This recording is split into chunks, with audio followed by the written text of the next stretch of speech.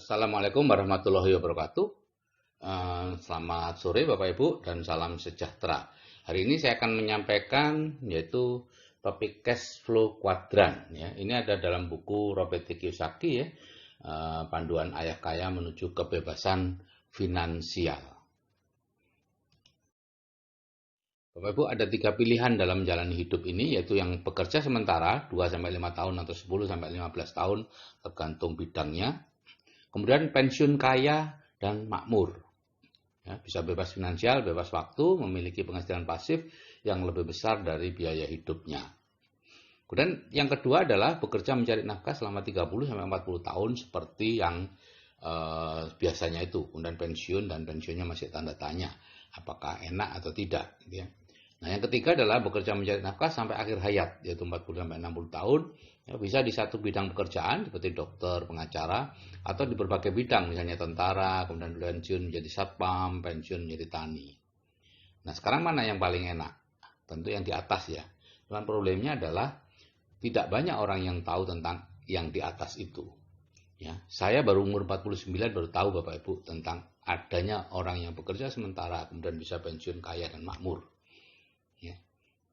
Saya tahunya atau menurut saya orang yang sukses adalah orang yang bekerja keras dan sepanjang dia bekerja keras terus bisa mempertahankan kesuksesannya. Artinya untuk mempertahankan kesuksesannya dalam kehidupan sehari-hari, uang masuk dan lain-lain, dia harus bekerja keras terus. Padahal ternyata tidak seperti itu. Bahkan 5% orang yang punya 95% kekayaan di dunia ini tidak melakukan hal itu. Nah, mana yang paling tidak enak?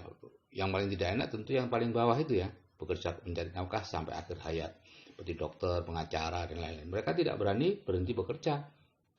Karena ya, kalau berhenti bekerja mereka tidak mendapatkan uang. Nah, tapi bagi orang-orang di nomor 2 yang pensiunnya kecil, mereka merasa bahwa bekerja mencari nafkah sampai akhir hayat itulah yang paling enak. Seperti dokter, saya dulu dikatakan paling enak, tidak ada pensiunnya. Setelah cerdas finansial, saya baru tahu bahwa tidak ada pensiunnya, artinya saya harus bekerja terus sampai mati. Gitu ya. Nah, ini 3 pilihan, terserah mana yang Bapak Ibu pilih.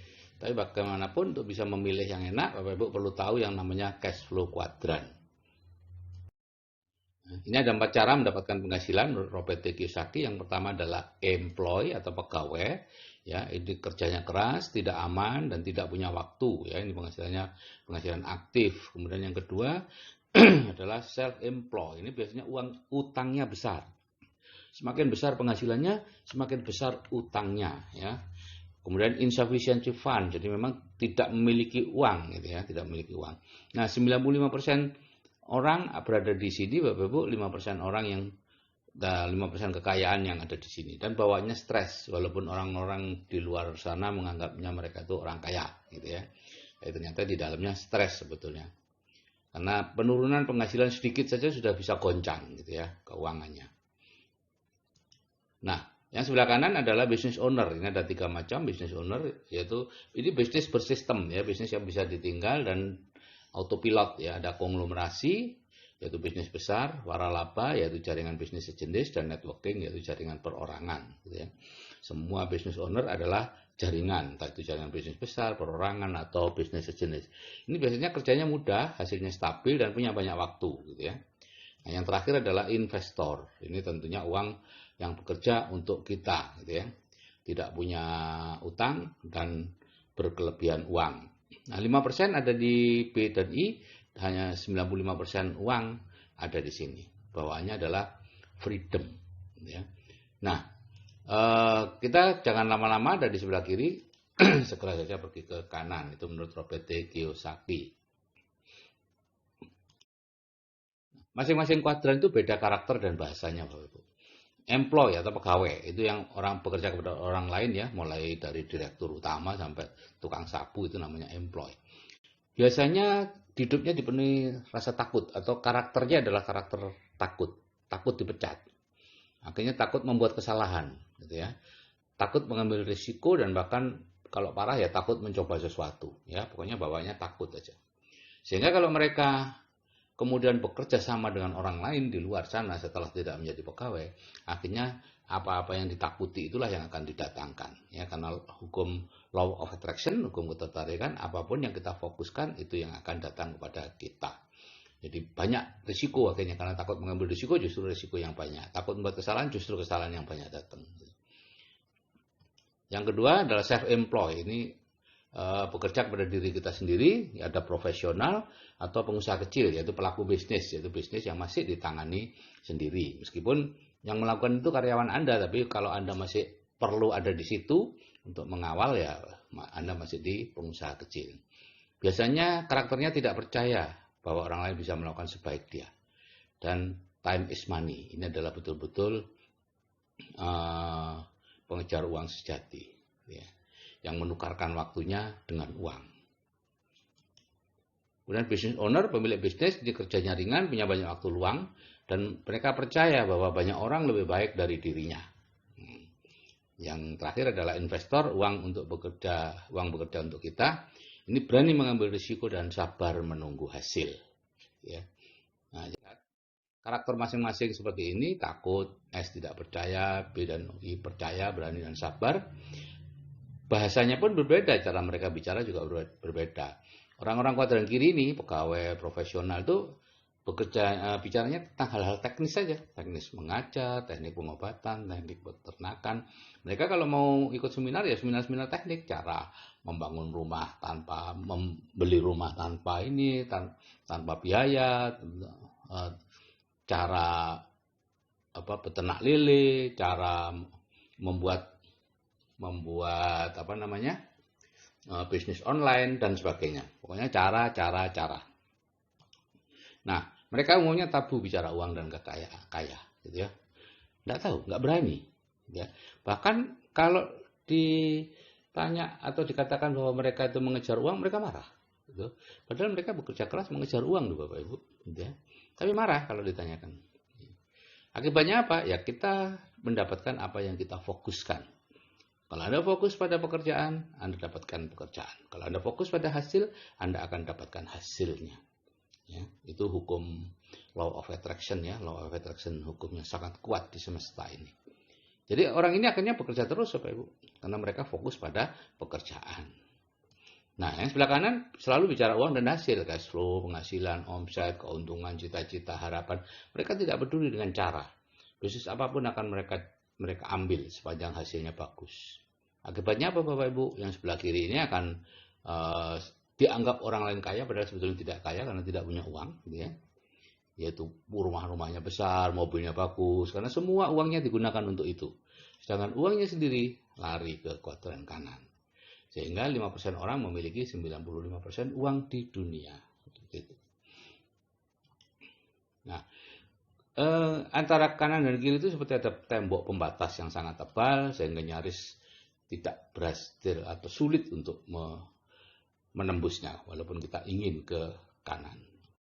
Dan kuadran kiri dan kanan itu seperti bumi dan langit, ya. Kuadran kiri itu yang aktif income itu 95% orang berebut 5% uang. Jadi harus dibagi-bagi kecil-kecil tuh, ya. Kerjanya berat, jadi hasilnya sedikit. Perlu gantian, ada pensiun, ada PHK karena ada tenaga kerja yang baru masuk, gitu ya.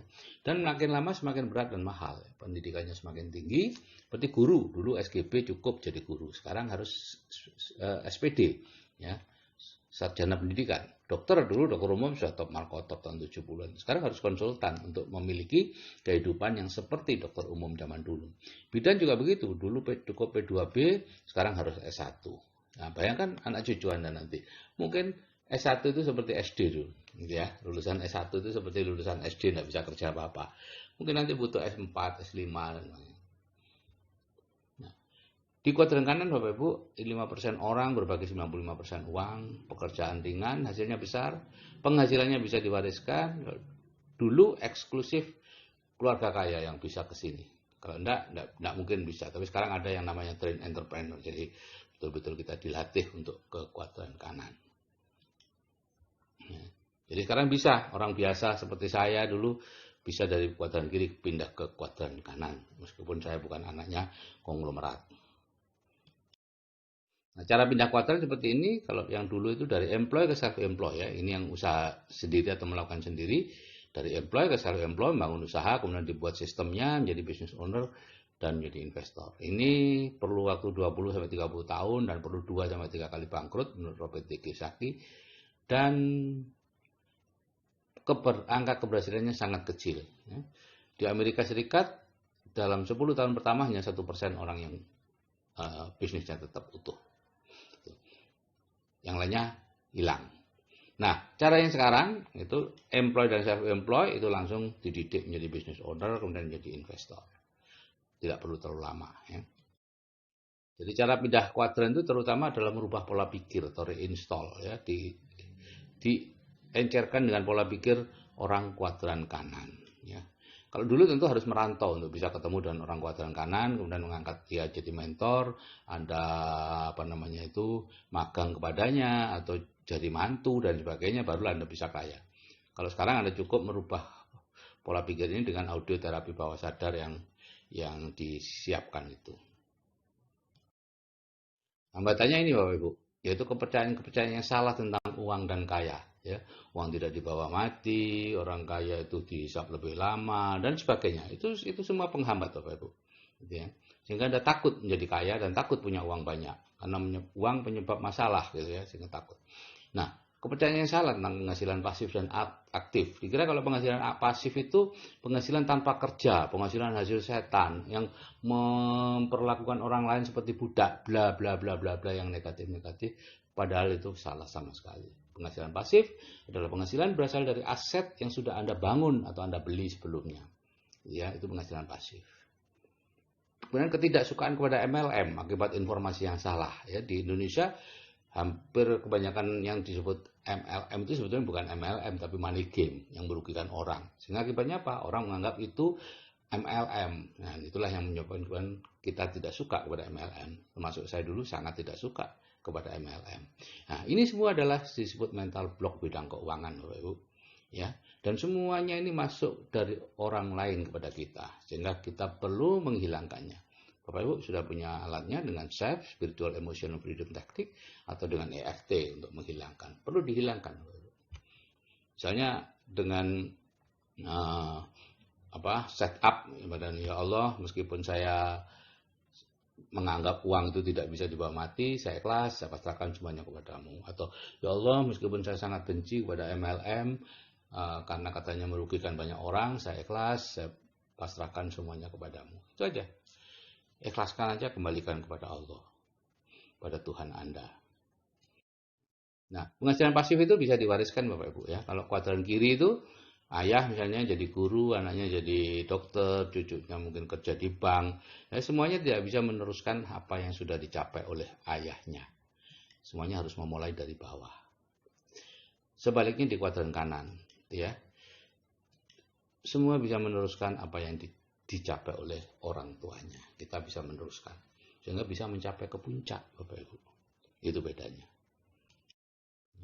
Jadi Bapak Ibu, kalau saya yang berumur saja bisa merubah dari kuadran kiri ke kuadran kanan, gitu ya, dengan cara belajar tentunya. Anda juga pasti bisa, ya. Ini cuma masalah belajar, masalah terbukanya pola pikir dan sebagainya. Oke, saya kira itu yang bisa saya sampaikan. Saya ucapkan selamat sore dan salam sejahtera. Assalamualaikum warahmatullahi wabarakatuh.